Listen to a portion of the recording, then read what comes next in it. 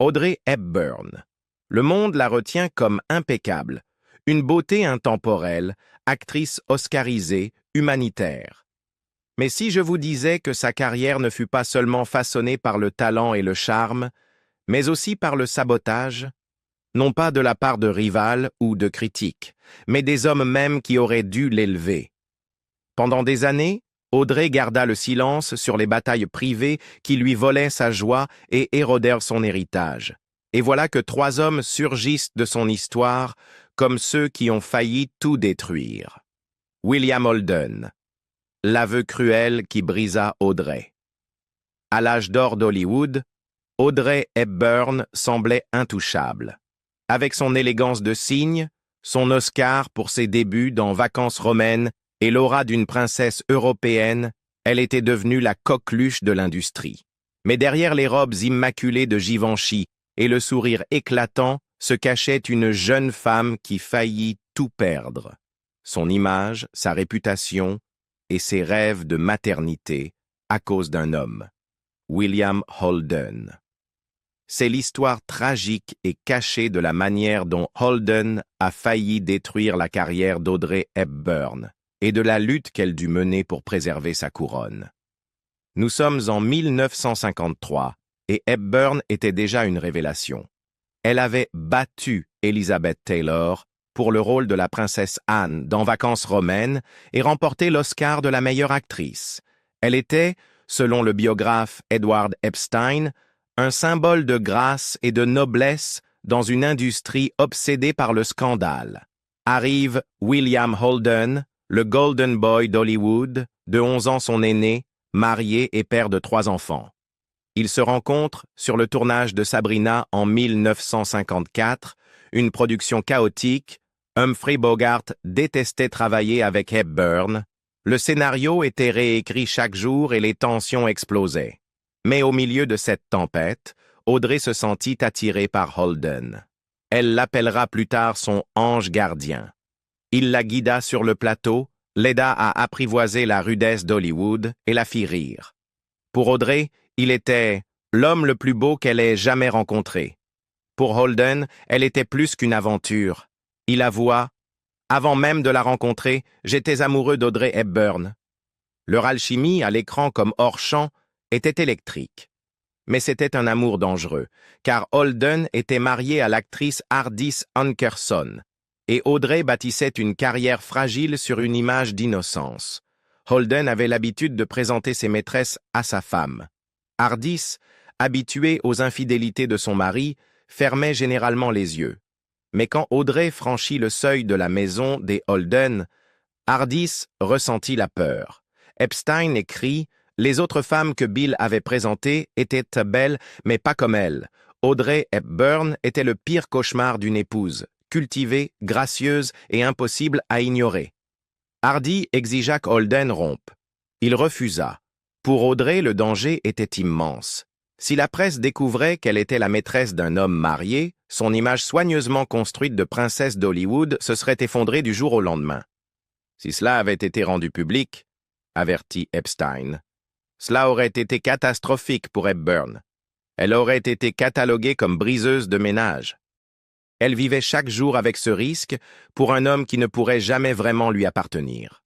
Le point de rupture arriva quand Audrey confia son rêve le plus profond, avoir des enfants, 3 ou 4, et se retirer d'Hollywood pour les élever. Mais un soir, alors qu'ils discutèrent de prénoms, le visage d'Holden se figea. Finalement, il avoua la vérité. Des années plus tôt, à la demande de sa femme, il avait subi une vasectomie. Il ne pourrait jamais avoir d'enfant. La réaction d'Audrey fut dévastatrice. Epstein la décrit le regardant comme une enfant blessée et déconcertée. Elle se sentit trompée, trahie, son avenir volé. Il lui dit la seule chose, la seule, qu'ils ne pourraient jamais avoir ensemble. Des enfants, écrit Epstein. Pour une femme qui croyait que la famille était tout, cette révélation signifia la mort de leur amour. Elle mit fin à l'affaire sur le champ. Mais le mal était fait. Les rumeurs circulaient discrètement dans les cercles d'Hollywood. Certains murmuraient qu'Audrey Hepburn avait failli briser un mariage. D'autres affirmaient qu'elle s'était laissée distraire sur le plateau, obsédée par sa passion. Le studio craignait le scandale. Paramount, déterminé à protéger son investissement, l'obligea à accepter un arrangement humiliant. Ses fiançailles avec l'acteur Mel Ferrer seraient annoncées lors d'une soirée organisée chez William Holden, en présence de sa femme. La scène fut insupportable. Hepburn, forcée de sourire, Ferrer à son bras, Holden les observant d'un regard éteint. Elle évitait les yeux de Bill, se souvint Epstein, tandis que Holden semblait porter encore la flamme. C'était la manière du studio de dire « Audrey Hepburn est intouchable, pure, sûre pour le public ». Mais à l'intérieur, elle était brisée. Si Audrey tenta d'avancer, Holden n'y parvint pas. Il admit des années plus tard « J'étais follement amoureux d'Audrey Hepburn, mais elle ne voulait pas m'épouser. » Incapable de la reconquérir, il se noya dans l'alcool et une succession d'aventures. Grace Kelly, Jacqueline Kennedy, d'innombrables autres.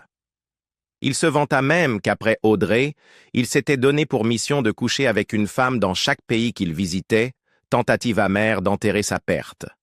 Professionnellement, il déclinait. Personnellement, il sombrait. Il divorça d'Hardy, provoqua un accident mortel en Toscane qui lui valut une peine avec sursis et devint de plus en plus connu pour sa dépendance que pour ses films. Comme le déclara un jour le réalisateur Billy Wilder. Leurs carrières étaient formidables, mais ni Audrey ni Bill n'ont trouvé le bonheur dans leur vie privée.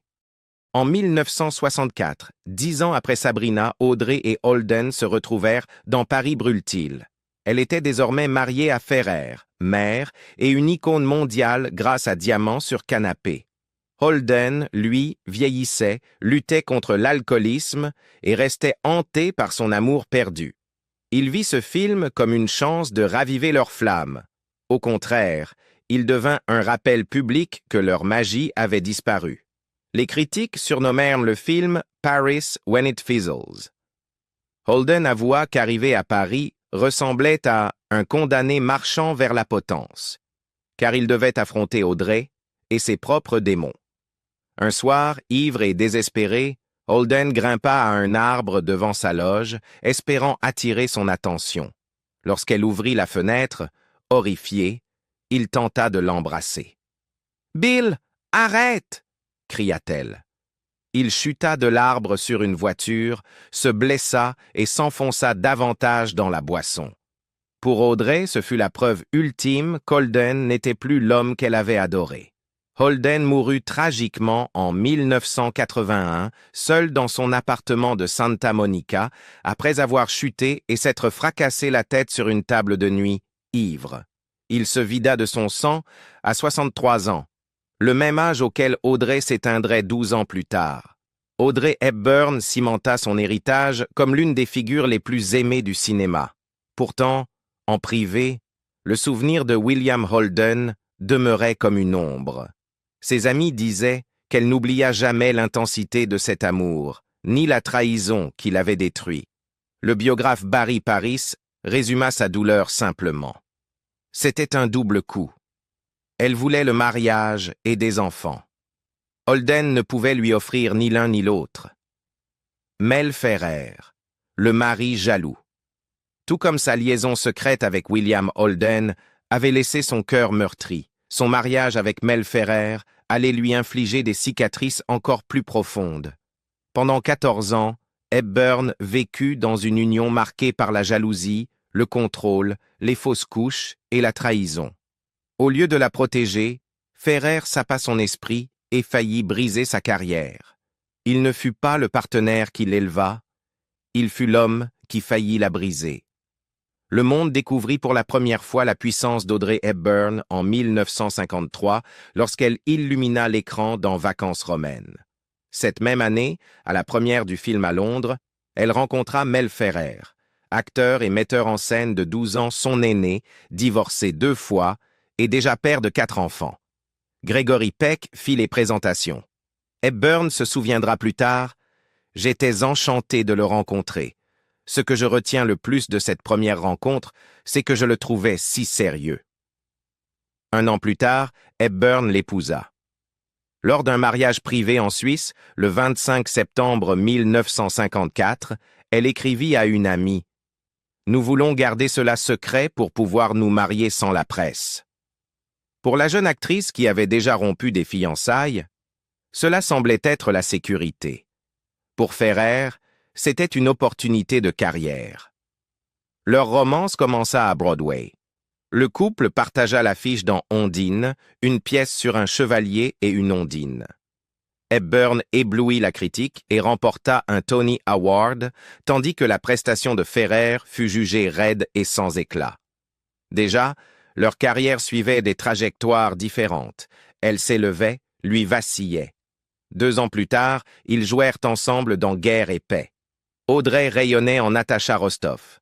Ferrer, encore une fois, s'effaçait. À Hollywood, on murmurait qu'il n'était que Monsieur Hepburn. Le ressentiment de Ferrer grandissait. Le metteur en scène Alfred Lunt fut catégorique. Ferrer utilisa le béguin d'Audrey pour lui afin de la gouverner d'une main de fer. Pour Audrey, la famille signifiait tout. Son père l'avait abandonnée à 6 ans, laissant une soif douloureuse de stabilité. Elle désirait des enfants. Mais les tragédies se succédèrent. Elle fit une fausse couche en 1955. En 1959, durant le tournage de The Unforgiven, elle tomba de cheval et perdit un autre bébé. 2 autres fausses couches suivirent en 1965 et 1967. La seule lumière vint en 1960, quand Audrey donna enfin naissance à son fils, Sean. Elle écrivit dans une lettre « Sean est vraiment un rêve, et j'ai du mal à croire qu'il est vraiment à nous pour toujours. » Mais même cette joie ne guérit pas son mariage. Au début des années 1960, Hepburn était devenue une reine de Hollywood. Diamant sur canapé, fidèle une icône mondiale. Mais tandis que le public l'adorait, Ferrer bouillonnait d'envie. L'acteur Robert Fleming, ami du couple, expliqua « Il n'était pas heureux d'être Monsieur Hepburn. » Les tentatives de Ferrer pour la contrôler s'étendaient à sa carrière. Il la dirigea dans Green Mansion, un échec. Plus tard, il la poussa à tourner Seul dans la nuit, qui lui valut une nomination aux Oscars, mais faillit briser ses nerfs. Dans les coulisses, on chuchotait qu'il jalousait sa gloire et manipulait ses choix. Hepburn dut même donner des interviews affirmant que Ferrer ne contrôlait pas sa carrière. Un signe évident que les rumeurs étaient devenues réalité. Sa mère, Ella Van Heemstra, méprisait Ferrer. Dans une lettre privée, elle le traita de « batracien à jambes maigres » et l'accusa d'avoir causé suffisamment de ravages pour longtemps. À la fin des années 1950, leur mariage n'était plus qu'une façade. Hepburn, vulnérable et seule, chercha de l'affection ailleurs. Elle se rapprocha du scénariste Robert Anderson pendant « Au risque de se perdre » et aurait eu un faible pour son partenaire de voyage à 2, Albert Finney. Plus tôt, elle avait secrètement aimé William Holden, qui la qualifiait de « grand amour de sa vie ». Ferrer, de son côté, accumulait les aventures. Même sur les plateaux, il flirtait ouvertement avec les figurantes. Le couturier Hubert de Givenchy, l'ami le plus proche d'Audrey, se souvenait. Son regard tombait sur lui en train de flirter encore. C'était très difficile pour elle, mais elle ne se plaignait jamais. L'humiliation et la trahison la rongeaient. Pour le monde extérieur, Ferrer et Hepburn semblaient le couple d'or d'Hollywood. À l'intérieur, c'était tout autre chose. Des proches décrivaient Ferrer comme froid, perfectionniste et souvent cruel. Sean Hepburn Ferrer, leur fils, avoua plus tard « J'étais conscient dès mon jeune âge que quelque chose n'allait pas entre eux, qu'il y avait un décalage. » Audrey se battit inlassablement pour maintenir le mariage, surtout pour Sean. Enfant du divorce, elle redoutait de reproduire cette douleur. Elle déclara un jour « Le divorce de mes parents fut le premier grand choc de mon enfance. J'adorais mon père et il m'a terriblement manqué dès le jour où il est parti. » Alors elle endura le contrôle de Ferrer. Elle endura ses liaisons. Elle endura le poids de sa jalousie. Mais à la fin des années 1960, la souffrance avait atteint sa limite. En 1966, Audrey tourna Voyage à deux, un film sur l'échec d'un mariage après 12 ans. Le rôle reflétait sa propre vie de manière presque insupportable. Givenchy se souvint d'un appel venu de Suisse. Elle semblait détruite. Elle m'a dit « Avec Mel, c'est fini ». Le 20 novembre 1968, après 14 ans, Audrey demanda le divorce. Ferrer affirma plus tard « J'ignore toujours quelles étaient les difficultés. C'est Audrey qui a demandé le divorce. » Mais pour ceux qui la connaissaient, les raisons étaient évidentes. Jalousie, contrôle et douleur. Le divorce laissa des cicatrices. Ferrer fit un infarctus peu après et sombra dans l'oubli. Il se remaria plusieurs fois, sans jamais retrouver la gloire de sa jeunesse. Audrey, libérée, porta pourtant le poids de la désillusion. Elle épousa le psychiatre italien Andrea Dotti en 1969, mais cette union échoua elle aussi. Ses dernières années, les plus paisibles, furent avec Robert Wolders, qu'elle appela l'amour de sa vie. Pourtant, les années Ferrer avaient laissé des traces. Professionnellement, elle faillit perdre son élan sous son influence. Personnellement, elle endura fausses couches, infidélité et humiliation.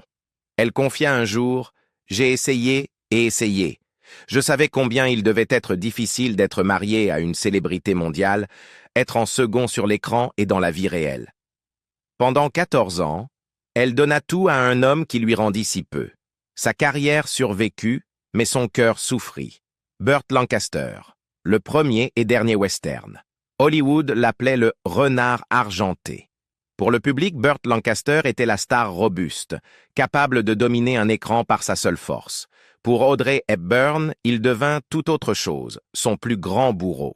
Sur le tournage de The Unforgiven, l'orgueil, la cruauté et la jalousie de Lancaster laissèrent à Hepburn des cicatrices, physiques, émotionnelles et professionnelles. Ce qui aurait dû être un pas audacieux vers un nouveau genre se transforma en cauchemar qui faillit mettre fin à sa carrière. En 1960, Hepburn était déjà l'une des plus grandes étoiles d'Hollywood. Elle avait remporté un Oscar pour Vacances romaines et charmé le monde entier en Sabrina Fairchild dans Sabrina. Son image était celle de l'élégance, de la fragilité et de la grâce, une icône semblant intouchable par le scandale ou la tragédie. Lorsqu'elle signa pour The Unforgiven, réalisé par John Huston et avec Burt Lancaster, cela semblait une direction audacieuse. Le film racontait l'histoire d'une famille de pionniers déchirés lorsqu'on découvre que le personnage d'Hepburn pourrait être d'ascendance Kiowa. Pour Audrey, c'était l'occasion de prouver qu'elle pouvait faire plus que des comédies romantiques et des drames sophistiqués. Mais entrer dans le monde de Lancaster signifiait pénétrer en territoire hostile. Il ne voulait pas d'elle. Dès le premier jour de tournage à Durango, au Mexique, Hepburn sentit le mépris de Lancaster. Il refusa de répéter avec elle. Il se moquait de sa fragilité. L'équipe murmurait qu'il la qualifiait de « poids-plume dans un film d'homme ». Puis vint la phrase qui la hanterait à jamais. Lancaster ricana. « Hollywood n'a besoin que d'une seule Hepburn, et je préfère Katharine ». En ces mots, il réduisit Audrey d'étoile montante à une ombre, la rejetant comme insignifiante, une intruse parmi les véritables acteurs. Ce fut dévastateur. L'hostilité devint dangereuse. Lors d'une cascade à cheval, Lancaster tira brusquement sur sa propre monture, perturbant le rythme d'Hepburn. Elle fut violemment projetée au sol. Elle se fractura plusieurs vertèbres. Le tournage fut interrompu des semaines durant, le temps qu'elle se rétablisse dans un corset orthopédique. Mais le pire drame fut personnel. Audrey était enceinte à l'époque. L'accident provoqua une fausse couche. C'était une perte qu'elle porta en silence, l'une de plusieurs fausses couches qui hantèrent sa vie. Aux yeux du monde, elle était résiliente. Elle reprit le tournage, la posture impeccable, le visage serein. Mais à l'intérieur, elle était brisée. Quand le film fut achevé, Hepburn crut que son supplice était terminé. Mais Lancaster, également producteur, porta le coup final. Il ordonna de couper près de 30 minutes de son rôle. Ce qui avait été écrit comme un personnage riche et complexe fut réduit à une silhouette en arrière-plan. Le cœur de son rôle, la raison même pour laquelle elle avait accepté ce film, lui fut arraché. Hepburn devint un simple décor dans un film qui devait montrer son registre. La sanction fut immédiate. Les critiques, ignorant les sabotages en coulisses, la blâmèrent. Variety ironisa qu'elle était terne, dépourvue de son étincelle habituelle. D'autres l'accusèrent d'être mal choisie, figée, déplacée. Pour la première fois, la carrière d'Hepburn vacilla. Elle n'était plus l'intouchable chouchoute d'Hollywood. L'industrie murmurait « Avait-elle perdu son talent? N'était-elle faite que pour les comédies légères et les robes de Givenchy ?» Et tandis qu'Audrey encaissait les coups en silence, Lancaster s'en sortait indemne. Sa réputation de dur, d'acteur intransigeant restait intacte. The Unforgiven sembla maudit dès le départ. Le réalisateur John Huston admit plus tard « Tout est parti en vrille. C'était comme si une vengeance céleste s'était abattue sur moi. » Au-delà de l'accident et de la fausse couche d'Hepburn, d'autres drames frappèrent. 3 membres de l'équipe périrent dans un crash d'avion en se rendant sur le tournage. Audie Murphy faillit se noyer. Lancaster se disputa avec Huston, transformant le plateau en champ de bataille d'ego. Et Audrey? Elle termina le film corsetée, toujours en deuil de son enfant perdu, tout en subissant le mépris de Lancaster chaque jour. À sa sortie, le film fit un flop. Les critiques étaient partagées. Certains saluèrent la tentative de Huston d'aborder le racisme dans l'Ouest, mais la plupart le jugèrent inégal, maladroit, conventionnel. Hepburn encaissa le gros des critiques. On l'accusa d'être mal choisi, d'un manque d'authenticité, d'alourdir le film. Les coupes de Lancaster avaient assuré qu'elle paraisse fade. L'ironie était cruelle. Elle avait risqué son corps et son âme pour prouver son talent. Au lieu de cela, le film faillit détruire sa carrière. Audrey ne tourna plus jamais de western. Après coup, Hepburn se replia. Elle se consacra à sa famille, cherchant à se remettre du traumatisme. 1 an plus tard seulement, elle offrit au public Diamant sur canapé un retour à la sécurité du glamour et du charme. Ce rôle la sauva, la consacrant à nouveau comme icône. Mais les blessures de The Unforgiven ne guérirent jamais vraiment. Elle avait enduré la douleur physique, le chagrin d'une fausse couche, l'humiliation publique et le sabotage d'un des hommes les plus puissants d'Hollywood. Son ami proche Hubert de Givenchy dira plus tard « Elle portait sa souffrance en silence, elle ne se plaignait jamais, mais elle n'oublia jamais. » 3 hommes qui, chacun à leur manière, menacèrent d'éteindre sa voix et de voler sa lumière. Pourtant, malgré la trahison, le chagrin et la manipulation, elle resta inoubliable. Et vous, qu'en pensez-vous? Ces hommes ont-ils vraiment détruit sa carrière ou l'ont-ils, malgré eux, rendu encore plus légendaire? Partagez vos réflexions ci-dessous et n'oubliez pas d'aimer cette vidéo et de vous abonner pour d'autres histoires inédites des plus grandes stars d'Hollywood.